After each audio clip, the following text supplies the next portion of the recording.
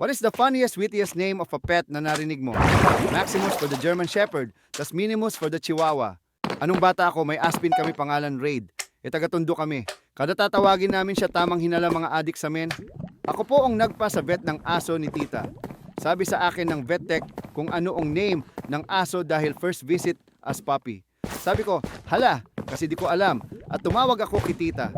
Akala nung vet tech on ang name, pagbalik ko sa counter, on na name niya sa vet card. Ayun, meron na si tita Rottweiler na pangalan si Hala. Malu, para pag in-intro, this is my pet Malu. Pusa namin naputol, ang tail name niya is Rafi Tolpu. Rap for short.